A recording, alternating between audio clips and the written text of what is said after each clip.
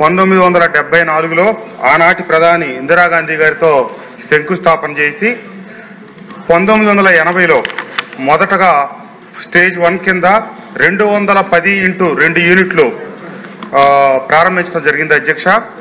కాలక్రమంలో స్టేజ్ 2, 3, 4, 5 అన్నీ అయ్యి ఈ రోజున 2560 మెగావాట్ల థర్మల్ విద్యుత్తు అక్కడ తయారవుతా ఉంది అధ్యక్ష. దానికి సగటున ప్రతిరోజు 35,000 టన్నులు బొగ్గు వినియోగిస్తా ఉన్నారు అధ్యక్ష. దీంట్లో దురదృష్టవశాత్తు మనందరికీ తెలిసిందే, ఒక కారు మనం ఆ మ్యానుఫ్యాక్చరర్ ఏం చెప్తాడు, ఒక 10,000 కిలోమీటర్లు తిరిగితే మీరు సర్వీసింగ్ చేసుకోండి, లేదా 15,000 కిలోమీటర్లు తిరిగితే సర్వీసింగ్ చేసుకోమని చెప్తాడు.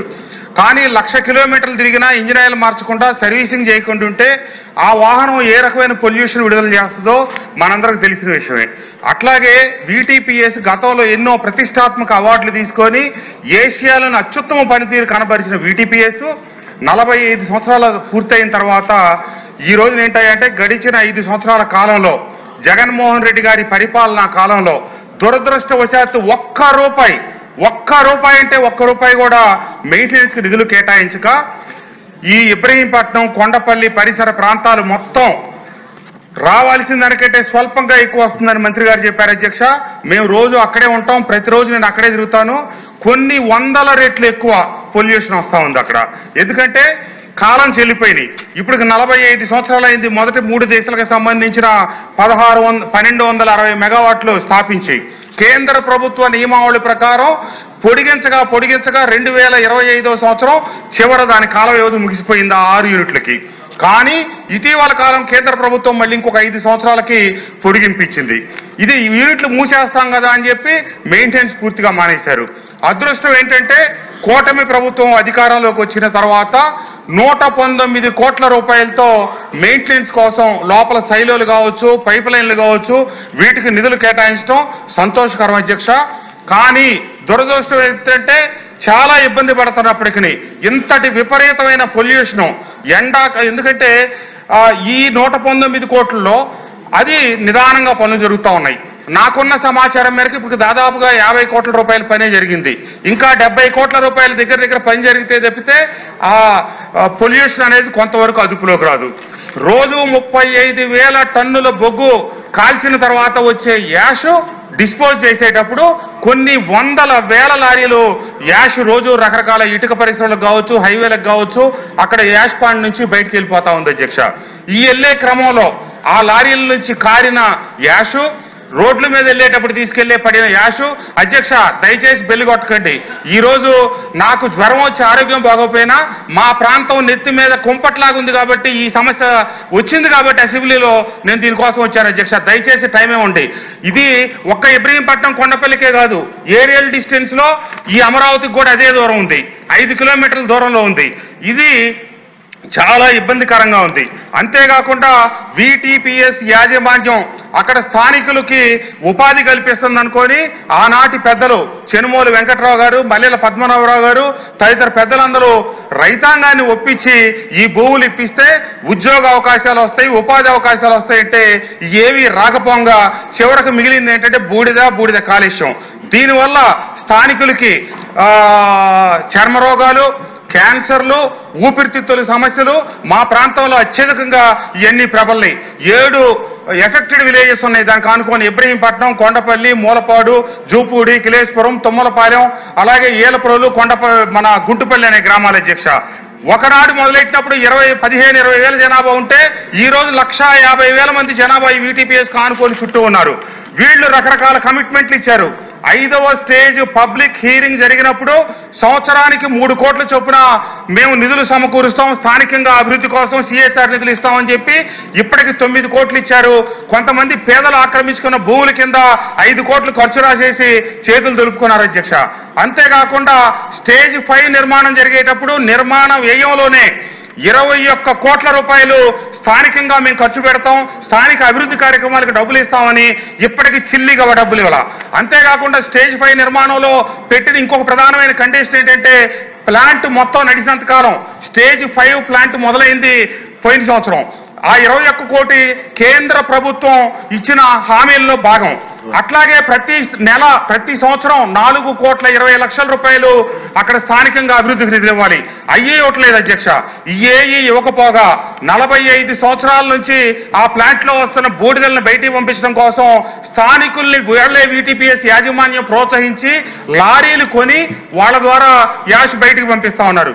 కానీ ఇప్పుడు కొత్తగా జెన్కో వాళ్ళు టెండర్లు పిలిచి 1 టన్నుకి 3 రూపాయలు, 1, 2, 3 కేవలం టన్నుకు 3 రూపాయలు, లారీకి 8 టన్నులు వెళ్తే 8, 3 24 రూపాయలు చొప్పున వీళ్ళు యాజమాన్యం తీసుకుంటా కాంట్రాక్టర్ మటుకు దాన్ని 2,000 రూపాయలకు అమ్మేటట్టుగా ఇప్పుడు అక్కడ బయట లారీలకి చేస్తా ఉన్నాడు. ఒక పక్క మనం ఇచ్చిన హామీలు నెరవేరలేదు. చుట్టుపక్కల ఆసుపత్రులు పెడతాం, ఈ పొల్యూషన్ ప్రభావిత ప్రాంతాలకి మేము ట్రీట్మెంట్ చేస్తాం, వాళ్ళకి తెచ్చాం, వైద్య సేవలు ఇస్తా ఉన్నారు, అది చేయలేదు. అభివృద్ధికి నిధులు ఇస్తా ఉన్నారు, అది చేయలేదు. ఏమీ చేయకుండా VTPS నుంచి అభివృద్ధికి ఇవ్వాల్సిన నిధులు పేదలు ఆక్రమించుకున్న భూములకు సంబంధించి 5.5 కోట్ల రూపాయలు కూడా జమ వేసుకొని కేవలం 9 కోట్ల రూపాయలు ఇచ్చి ఇటీవలే పోరగా ఒక 4 కోట్ల రూపాయలు ఇచ్చారు. ఇంకా 30 కోట్ల రూపాయలు అక్కడ స్థానిక ప్రాంత అభివృద్ధికి నిధులు ఇవ్వాలి. అవి ఇవ్వకపోగా కొత్తగా ఇది తీసుకొచ్చి అమ్మే కార్యక్రమం పెట్టారు. అసలే బూడిద కాలుష్యం మీద ప్రజల్లో ఆందోళన ఉంటే వాళ్ళ ఆందోళనలు ఇదిగో ఇట్లా 120 కోట్లు ఇచ్చారు, పొల్యూషన్ తగ్గుతుంది అని మేము వాళ్ళకి సమర్థించి చెప్తా ఉన్నాం అధ్యక్ష. ఈ లోపల ఈ మొత్తం చిన్న సన్నకారు వ్యక్తులు తెలుగుదేశం పార్టీ కూటమి కుటుంబానికి మద్దతు ఇచ్చి ఆ 7 గ్రామాల్లో నాకు మొన్న 15,000 మెజార్టీ వచ్చింది అధ్యక్ష. వాళ్ళందరూ మన కూటమి పార్టీకి సంబంధించిన కుటుంబాలు. వాళ్ళందరూ ఇప్పుడు ఓ పక్క P4 అని చెప్పి ముఖ్యమంత్రి గారు వాళ్ళందరికీ పేద కుటుంబాలకు ఉపాధి కల్పిస్తుంటే ఉన్న ఉపాధి తీస్తా ఉన్నారు అధ్యక్ష. దయచేసి నేను చివరగా ఒక్క మాట మీ ద్వారా మంత్రి గారికి తెలియజేస్తా ఉన్నా. ఎట్టి పరిస్థితుల్లో 3 సంవత్సరాలకి 12 కోట్లకి జెన్కో వాళ్ళు టెండర్లు పిలవడం జరిగింది అధ్యక్ష. దాంట్లో బూడిద చెరువుకి పిలిచిన టెండరు 2,80,00,000. కేవలం నేను దాని గురించే మాట్లాడుతా ఉన్నా. 9 కోట్ల రూపాయలు ఏమైతే ఉందో అది లోపల ఎప్పుడు సిమెంట్ ఫ్యాక్టరీలకు ఇస్తారో వాళ్ళకే ఇచ్చుకోమనండి.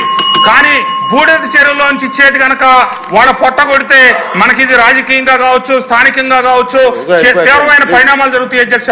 నేను 2 చేతులు ఎత్తి నమస్కరిస్తూ మంత్రి గారిని కోరేది ఏంటంటే స్థానికులకి కష్టం కలగకుండా, ఇబ్బంది కలగకుండా ఏవైతే ఆ 2,50,00,000 మీకు గనక అది తొలగించడం కష్టమైతే నేను ఈ సభాముఖంగా చెప్తా ఉన్నాను, ఆ 2,80,00,000 నా జేబులోంచి నేను డబ్బులు కడతాను.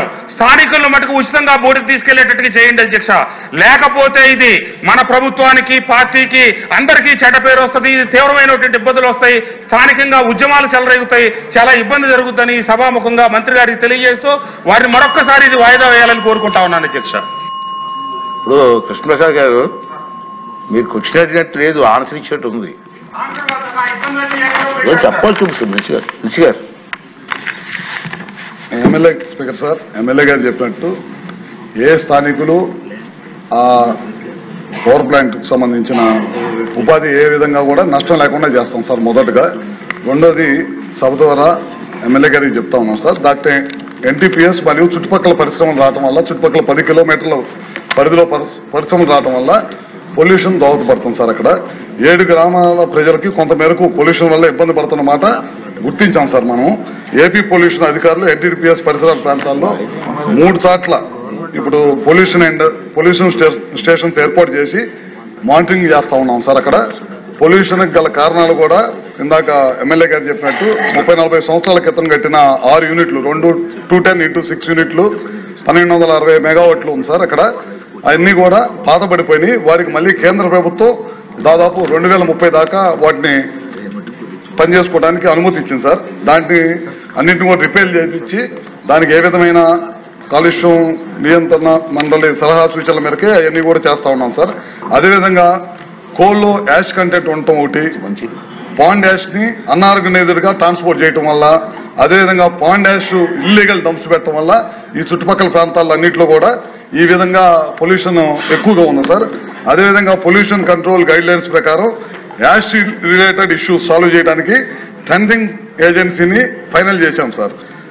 ఫ్లై యాష్ ని గాలిలో వెళ్లకుండా ESPని తద్వారా స్ట్రెంథనింగ్ చేస్తా ఉన్నాం సార్. అదేవిధంగా కోల్డ్ స్టోరేజ్ షెడ్లు 1,00,000 టన్నులకు సంబంధించి షెడ్ నిర్మాణం చేస్తా ఉన్నాం.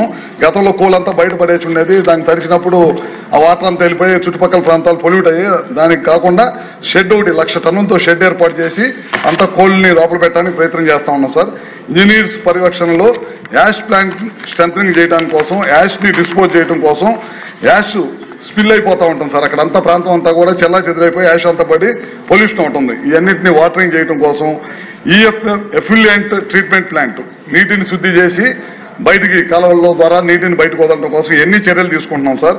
ఈ ప్రభుత్వం వచ్చిన తర్వాత ఏపీ పొల్యూషన్ కంట్రోల్ బోర్డు సూచనల మేరకు దాదాపు ఇప్పటిదాకా 50 కోట్లు ఖర్చు పెట్టాం. మిగతా అన్ని కూడా ఇందాక లేట్గా పనులు జరుగుతాయి అన్నారు, స్పీడ్గా ఖర్చు పెట్టేసి తొందరలోనే చేస్తాం సార్. అదిగాక 6x210 ప్లాంట్ని రెన్యువేషన్ అండ్ మోడర్నైజేషన్ కింద కొద్దిగా మళ్ళీ 2030 దాకా నడుపుకోవడం కోసం దాదాపు 500 కోట్ల రూపాయలు ఖర్చు పెడుతున్నాం సార్. దాని మీద ఎఫిషియన్స్గా ప్రజలకు ఏ విధమైన పొల్యూషన్ బారి పడకుండా ఉండటం కోసం వీటి మీద ఇంత పెద్ద ఎత్తున ఖర్చు పెట్టి రాబోయే రోజులు ఏ ఇబ్బందులు లేకుండా చేస్తాం సార్. పొల్యూషన్ బారిన పడిన గ్రామస్తులకి మెడికల్ మొబైల్స్ ద్వారా, ఈ మధ్య కొత్తగా మెడికల్ మొబైల్స్ ద్వారా ఆ మొబైల్ యూనిట్లే గ్రామాల్లోకి వెళ్ళి వాళ్ళకి ఏ విధమైన ఇబ్బందులు జరిగినా సరే మెడికల్ ట్రీట్మెంట్ ఇప్పించడానికి కానీ ఏదైనా సరే అవన్నీ కూడా చేయడానికి ప్రభుత్వం ముందుకు వచ్చింది సార్. విలేజర్స్కి ఇందాక మన ఎమ్మెల్యే గారు చెప్తున్నారు, దాదాపు ఆ ప్లాంట్ మీద ఆధారపడి కొన్ని వందల మంది ట్రక్కులు కొనుక్కొని ఈ టెండర్ ఇవ్వటం వల్ల ఉపాధి కోల్పోతారేమో అని చెప్పి ఆయన కాస్త ఆందోళన వ్యక్తం చేశారు సార్. ఏ ఒక్కరికి కూడా ఉపాధి కోల్పోనే అవకాశం మేము ఇవ్వం సార్. విలేజర్స్కి లైవ్లీవుడ్ కోసం వాళ్ళు తీసుకొచ్చిన ట్రక్కులకి ఉపాధి కలిగిస్తామని చెప్పి కూడా ప్రయారిటీ పద్ధతిలో తీసుకొని ఉపాధి కలిగిస్తామని చెప్పి కూడా మీ ద్వారా ఎమ్మెల్యే గారికి చెప్తా ఉన్నాం సార్. ఈ ప్లాంట్ ఎఫిషియన్సీగా రన్ చేసేదానికి పొల్యూషన్ కంట్రోల్ బోర్డు ఇచ్చిన సూచనల మేరకే ఈ ప్లాంట్ రన్ చేస్తాం. అదేవిధంగా ఆ చుట్టుపక్కల గ్రామ ప్రజలకి ఏ విధమైన ఇబ్బంది జరగకుండా నాణ్యంగా పొల్యూషన్, విపరీతంగా పొల్యూషన్ వస్తే కనుక ఇబ్బంది పడతారు ప్రజలు అనే దానికోసం ఒక టెండరింగ్ సిస్టమ్ తీసుకొచ్చి యాష్ని ఎప్పటికప్పుడు డిస్పోజ్ చేయాలి. యాష్ని ఈ మధ్యకాలంలో మన రోడ్లు కూడా వాడుకోవడానికి అవకాశం ఉంది.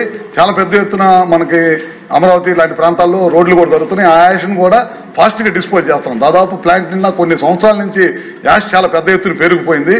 దాన్ని ఒక ఆర్గనైజ్డ్ మెథడ్లో క్లీనప్ స్టార్ట్ చేయడం కోసం, ఆ ప్లాంట్ నాణ్యమైన విద్యుత్ తయారు చేయడం కోసమే ఈ ప్రయత్నాలన్నీ చేస్తున్నామని చెప్పి సభ ద్వారా మీ ఎమ్మెల్యే గారి దృష్టికి తీసుకొస్తున్నాం. మినిస్టర్ గారు వారు అడిగిన దాంట్లో ఉపాధి పోకుండా లేకుండా అంటే నాకు కూడా తెలిసే ఏరియా చాలా మంది ఉపాధి కోసం ఉన్నారు. ఉపాధి పోకుండా చూడండి సార్. తప్పకుండా వాళ్ళు అడిగిన దాని ప్రకారం ఏ విధమైన ఉపాధి పోకుండా తప్పకుండా చర్యలు తీసుకుంటాం.